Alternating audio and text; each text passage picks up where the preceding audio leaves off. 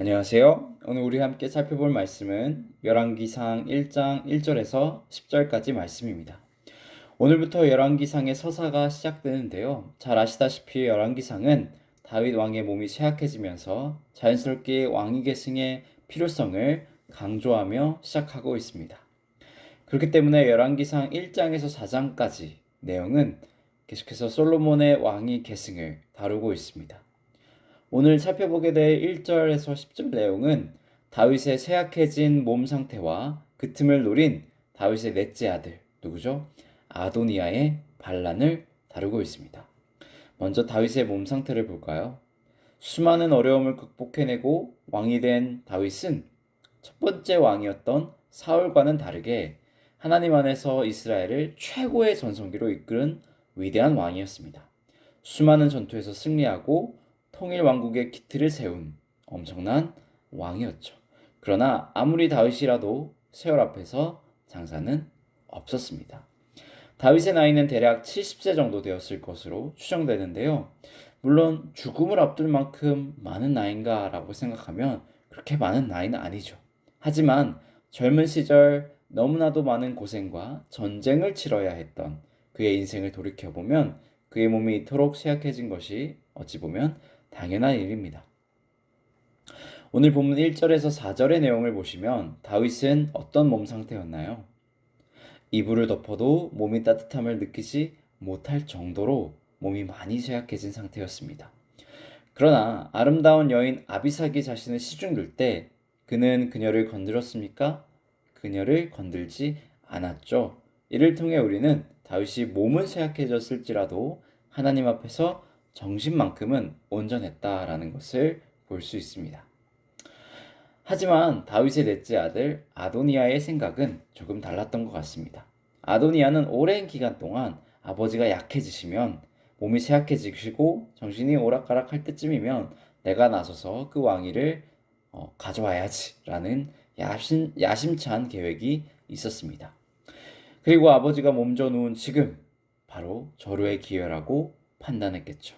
오늘 보면 5절과 6절을 보시면 아도니아가 나름대로 왕위 계승을 준비하고 있었다는 것을 찾아볼 수 있습니다.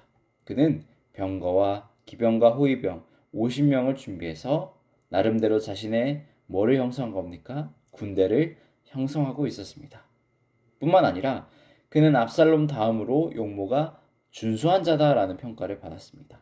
그렇기 때문에 본인 스스로 자신감이 있었을까요? 없었을까요? 있었죠. 그렇기 때문에 그는 스스로 높여서 이르기를 내가 왕이 되리라 라고 자신있게 외친 거죠. 그러나 그의 선택은 추후 옳은 선택으로 기억됐을까요? 아니죠. 좋지 못한 선택으로 기억됩니다. 왜냐하면 이 반역 사건으로 인해 오히려 하나님이 선택하신 왕, 솔로몬이 왕으로 세워지는 일이 가속화되었기 때문이죠. 정신이 온전했던 다윗은 이 아도니아의 모습을 보며 어떤 생각을 했을까요?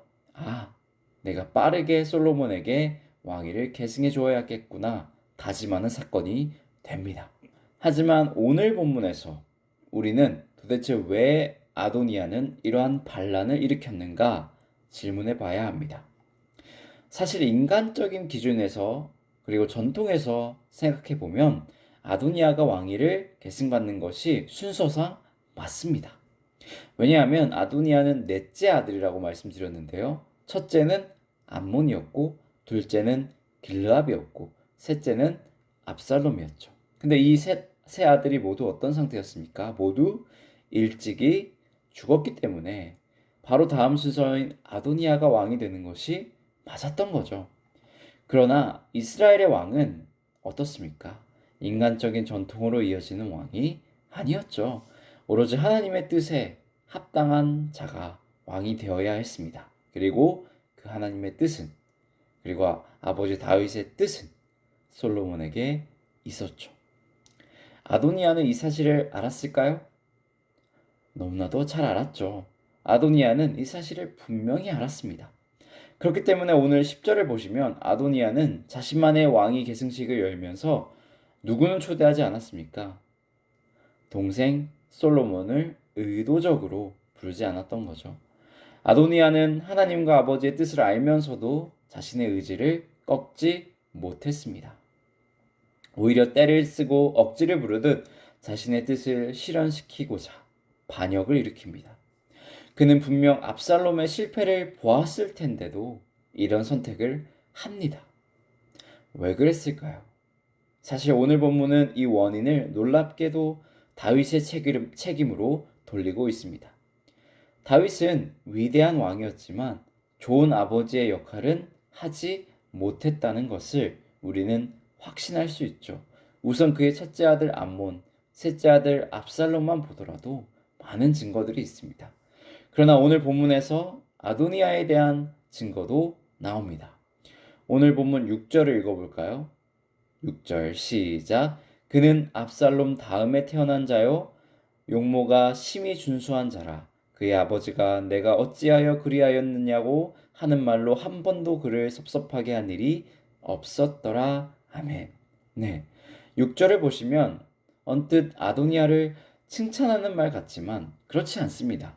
이는 다윗이 아도니아를 어떻게 대했는지를 정확하게 보여주는데요. 다윗은 아도니아가 정말로 완벽했기 때문에 그를 섭섭하게 한 일이 없었더라라고 칭한 것이 아닙니다.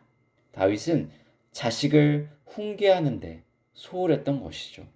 다윗은 혼내야 할 때 그를 혼내지 못했고 자식을 훈계해야 하는 아비의 책임을 다하지 못했습니다. 그 결과 하나님과 아버지의 뜻은 무시한 채 자신의 뜻만을 고집하는 비극적인 사건이 암논과 압살롬을 이어서 또다시 반복되게 되는 거죠. 우리는 오늘 말씀을 통해 무엇을 깨닫습니까? 오늘 우리는 아무리 위대한 다윗 왕이라고 할지라도 자녀 교육에 실패했음을 보았습니다. 그만큼 자녀 교육이라는 것이 하나님 안에서 이루는 것이 어렵다는 것이죠. 그리고 그 자녀 교육의 실패가 얼마나 큰 비극으로 모든 공동체에게 피해를 줄 수 있는지도 보았습니다. 하나님께 크게 쓰임 받거나 내 신앙이 단단하다고 해서 자녀 교육이 자연스럽게 자동으로 되지 않을 수 있다는 겁니다. 오늘날 우리는 자녀를 사랑으로 키우고 싶어 하죠. 그러나 우리가 기억해야 할 것은 하나님이 우리에게 보여주신 진정한 사랑은 무엇이냐는 겁니다. 하나님은 칭찬만 하는 것이 아닌 먼저 죄를 깨닫게 하는 것이 진정한 사랑임을 보여주시지 않았습니까? 가족을 넘어 우리 교회 안에서 사랑과 은혜가 진정으로 넘쳐나려면 우리의 영적인 다음 세대들에게 이러한 교육이 반드시 필요합니다. 죄를 깨닫게 하는 시간들, 하나님 앞에서 자신을 겸손히 낮추고 온전히 하나님을 의지하는 경험을 통해 공동체를 온전히 세우는 경험이 필요합니다. 그리고 가르치기 이전에 영적인 어른 되는, 영적인 선배 되는 우리가 먼저 모범을 보여야겠습니다.